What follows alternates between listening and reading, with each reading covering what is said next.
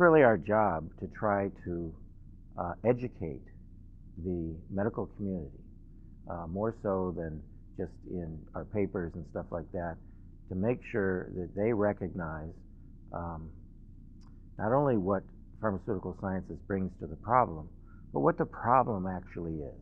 Because if you don't know what the problem is, it's hard to solve. And we have tried over the past 8 years or so to educate the neuro-oncology community in what are the real problems in treating a brain tumor with regard to drug efficacy. So you have a lot of papers here. I looked at some of them, believe it or not. I looked at some of your posters. Are you presenting also at the medical society, or at the cancer meetings? Absolutely. Actually, in November, I'll be going down to SNO, which is the Society of Neuro-Oncology, to give a talk on drug delivery to brain tumors, primary and metastatic brain tumors. And this will be in conjunction with the main meeting, but it'll be a satellite meeting that is primarily designed for that purpose. And I'll be giving the keynote address at that. So I think we're getting to the point where people are recognizing that this is important.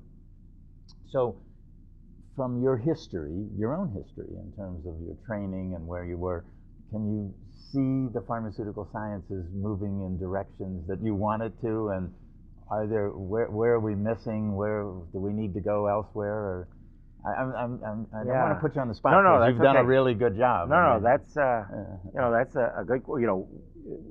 Where are we now? Where are we going? That's a key in strategic planning for the whole discipline. I would say that we're probably headed in the right direction. We need the industrial complex, if you will, the pharmaceutical industry,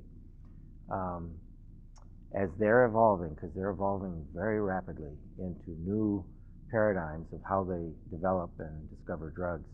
I can't tell you enough that we want to have the academic science and the basic science be part of that evolution, so we can help. Because right now it's not exactly clear to me, it might be clear to others, but it's not exactly clear to me where we're going with regard to the future of drug development in,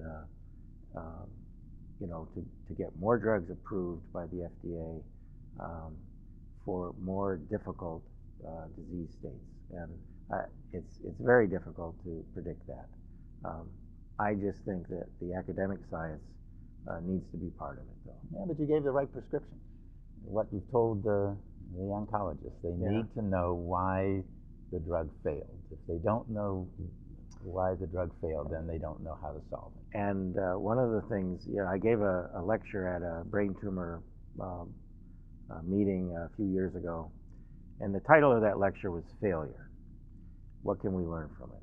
And frankly, and it's a very sad thing, but at least for many primary brain tumors and metastatic brain tumors, every patient succumbs, and we have failed. Thus far, we do not know how to properly treat these diseases, and we have continued to fail. So the best thing to do is try to find out why. So let's go way back again. So, okay, grow up in Florida, and you're interested in birds. And interested in bird behavior, and you go into zoology. Yep. And what's your family background in terms of where you want to go in your education and stuff? Well, my father was an engineer, and my mother taught Spanish in high school and also in college. My brother is currently, he's an ophthalmologist, so he went the science route too.